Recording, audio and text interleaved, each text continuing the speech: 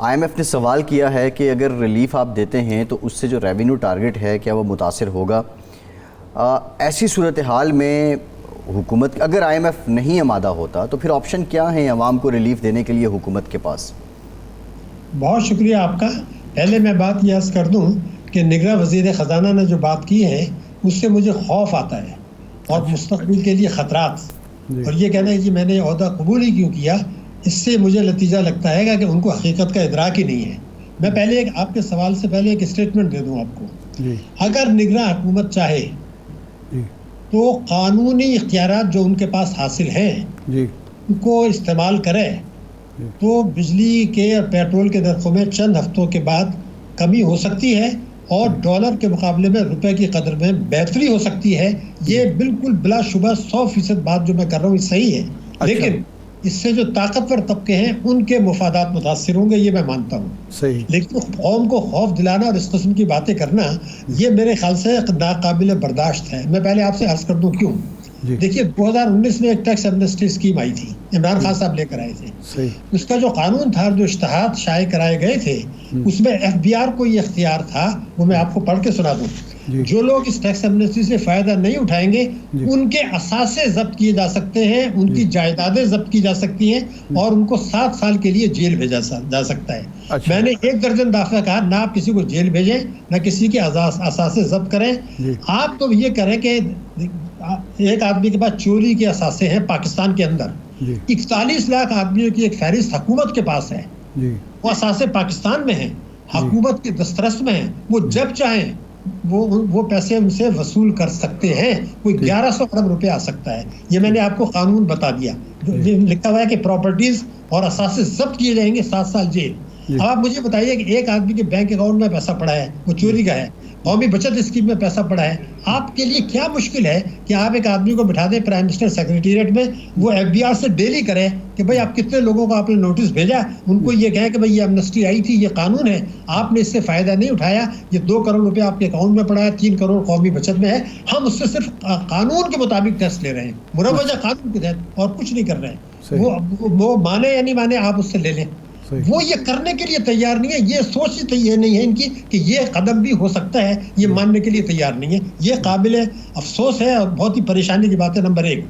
दूसरा, आपको याद होगा जो बजट जून 22 में पार्लियामेंट ने अप्रूव किया था, उसमें अल्फाज ये थे कि 3000 अरब रुपए सालाना टैक्स की चोरी हो रही है, हम ये वसूल करके कौमी खजाने में वापस लाके अवाम को देंगे। वो चोरी बढ़ गई, तो आप कम से कम आप ये अमल भी शुरू कर दें, नंबर 1। तीसरा, आपने बड़े अहम नुकता उठाया डॉलर के नरखों का। देखिए बात ये थी कि मैंने आपसे खिदमत में पहले भी 2 बातें की थी।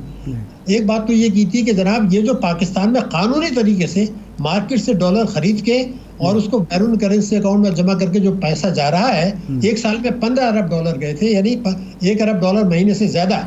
आप ये नहीं कर सकते क्या स्टेट बैंक के साथ मिलके कि जनाब तालीम और इलाज मुआवजे के अलावा ये पैसा नहीं जाएगा। ये काम अगर फौरी तौर पे कर लें तो फिर आप आईएमएफ से कहेंगे कि जनाब देखिए रुपए तो हमारा इंप्रूव हो गया, ये हमें 200 अरब रुपए एक महीने में इजाफी मिल गए जो हमने चोरों से लिए हैं, इतना आप हमें इजाजत दे दें कि हम आईएमएफ के पास जाएंगे। लेकिन वो इस ऑप्शन को मानने के लिए तैयार नहीं है। यानी मेरा जुमला ये, कानून तोड़ेंगे।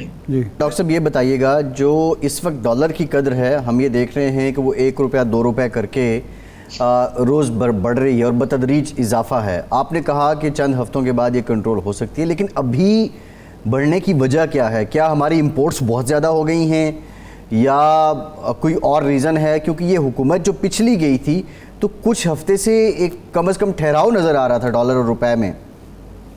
जी, आपको याद होगा मैंने आपके प्रोग्राम में भी ये कहा था कि अगर उस गुज़िश्ता हुकूमत ने, जो मेरे अल्फाज थे, जो मैंने 1 दर्जन दफ़े से ज़्यादा कहा, अगर इंतखाबात से पहले आपने इस्लाहात को कानूनी शक्ल नहीं दी तो ये कौमी खुदकशी होगी। वो तो उन्होंने रोका हुआ था, वो पावर में थे, इनको तो कोई दिलचस्पी नहीं है रोकने की।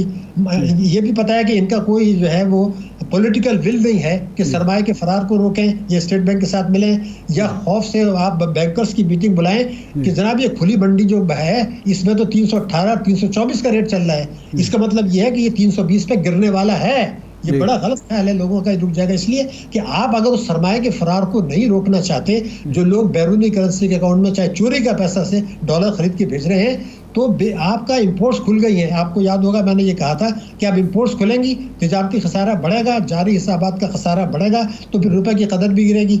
तो ये तो पहले से पता था, तो आपको आते ही पहले इसके रोना गाना करने के बजाय ये जो इक़दाम है ये उठाने चाहिए थे कि भाई मनी चेंजर्स को बुलाएं कि ये मनी चेंजर्स, ये जो आप खुली मंडी में कारोबार हो रहा है इसको आपने रोकना है। और पिछले जो उन्होंने बैंकों ने रिकॉर्ड पर है, मनी चेंजर्स ने और दूसरों ने, उन्होंने सट्टेबाजी की थी। स्टेट बैंक ने कहा था हम एक्शन लेंगे, मिनिस्ट्री ऑफ फाइनेंस ने कहा था नहीं लेंगे, वो नहीं लिया। अब कम से कम उनको बुला के ये कहें, हम मुदाखलत नहीं कह रहे कि आप करें, लेकिन आप कम से कम उनको बुला के तो ये कहें तो सही कि भैया सट्टेबाजी जो हो रही है ये नहीं चलेगी किस तरीके से। तो आप खामोश तमाशाई बन के ये कहना कि जी वो तो मईशत तबाह है, अब तो कुछ नहीं हो सकता, अब तो जो कुछ होगा वो दूसरे ही करेंगे, तो ये तो हाथ खड़े करने वाली बात है।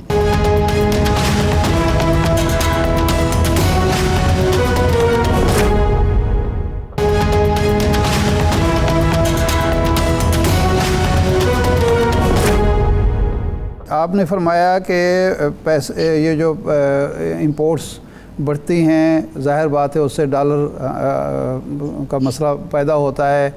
इससे पहले इंपोर्ट्स पर इन्होंने पाबंदी लगाई, उसके नतीजे में हमारे यहाँ मैन्युफैक्चरिंग जो सेक्टर है वो बुरी तरह मुतासर हुआ। और मैन्युफैक्चरिंग जो सेक्टर मुतासर होता है तो आपका रेवेन्यू का इशू, यानी स्टेट को रेवेन्यू नहीं आता, बेरोज़गारी बढ़ती है, एक कसाद बाजारी पैदा होती है। तो इसका हल क्या है हुकूमत के पास? वही मैंने आपकी खिदमत में अर्ज़ किया कि बिल्कुल वाज़ेह बात थी। आपने बिल्कुल सही कहा कि 25 अरब डॉलर की पिछले साल इंपोर्ट्स कम हुई थी, तो ग्रोथ रेट आपका मनफी हो गया। अब तो ये IMF की भी कंडीशन है कि आप इंपोर्ट्स को रेस्ट्रिक्ट नहीं कर सकते, आपका फायदा है।